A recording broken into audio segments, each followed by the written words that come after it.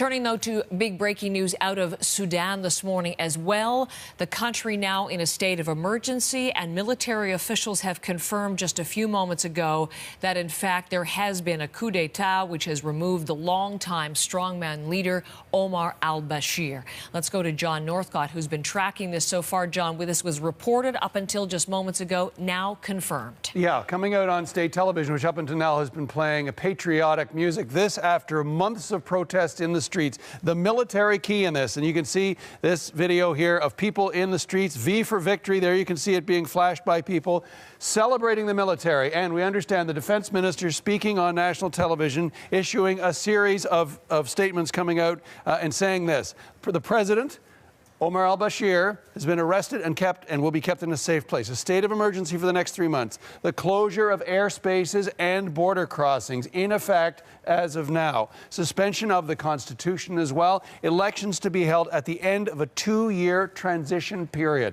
This isn't the first time the military has stepped in and brought about changes in the way that Sudan, the population 43 million, has been run. But all of this around this man, the only head of state, only head of government to be indicted by the International Criminal Court for war crimes, Omar El-Bashir. He's 75 years old. He's been in power since he ousted, and when he was a member of the military, the civilian government in the late 1980s. So 30 years in power almost, give or take a month or two. This has brought people into the streets, and this has resulted in the deaths of dozens, perhaps more, had the military not stood in there to act as a protectorate of many of those who were taking to the streets. This has become an enduring figure of the unrest in this country. This 22-year-old woman, an architecture and engineering student, raising her hand in defiance as the crowd shouts, "Freedom, freedom." This is a situation with a very young population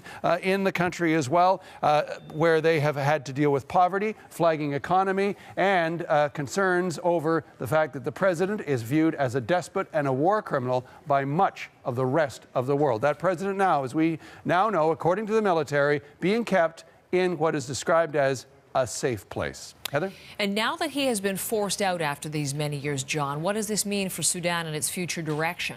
Well, there's certainly going to be optimism from those who have taken to the streets, but there is also concern about the stability of the country. Let's look at what some of the problems are that has created some of this unrest. So a per capita income about $4,300 a year, that makes it 174th of the nations of the world when it comes to the per capita income. So not a lot of money there. Unemployment 19%. Inflation rate 33% as well. This in a situation where it is in a part of the world where there is unrest and there is concern in many quarters about what the whole region we've seen of just the last few weeks. Unrest in Libya. Of course, the Arab Spring, the unrest, the subsequent rapid change back and forth of governments in Egypt. South Sudan, of course.